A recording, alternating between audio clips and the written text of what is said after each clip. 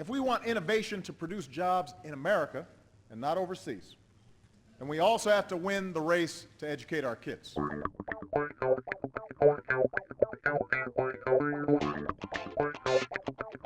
The Elementary and Secondary Education Act was first passed by Congress in 1965 as a part of President Johnson's War on Poverty. The current name of it is the No Child Left Behind Act, and it is again up for reauthorization.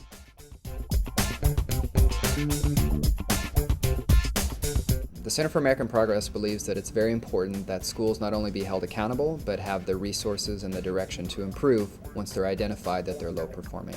And we think some flexibility should be enacted in federal law so that local schools and districts can pick the right intervention for them, but based on really good data-driven needs assessments, along with some strings attached to that. So they should definitely address the quality of their teachers and their principals. They should extend the learning time in their day. They should implement strategies and school improvement programs that are proven to work.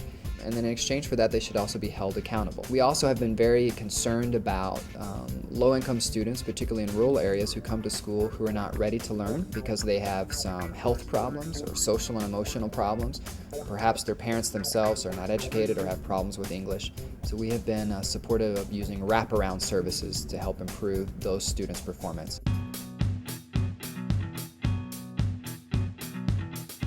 In terms of funding, Congress should really pay attention to two things. First is the formulas that drive nearly $15 billion in Title I money to school districts, and the second is the fiscal requirements of districts that receive these funds. The Title I formula has a number of problems. First, it's not really one formula, there are 4 formulas, and this puts totally unnecessary strain on state educational agencies that have to administer the grants to school districts. The second big problem is that it uses state average per pupil expenditures as a measure of the cost of providing education. That measure is a better measure of wealth than it is the cost of providing education.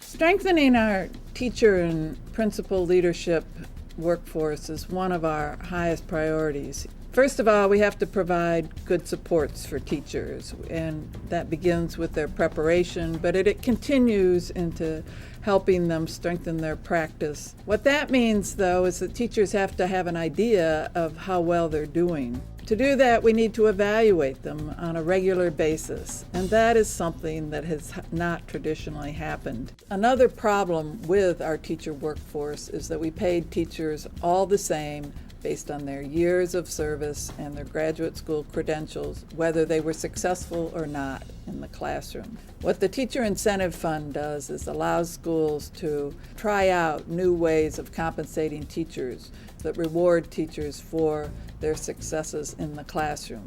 It also is an opportunity to pay teachers for taking on additional responsibilities like being a master or a mentor teacher, or providing bonuses for effective teachers to go to more challenging schools.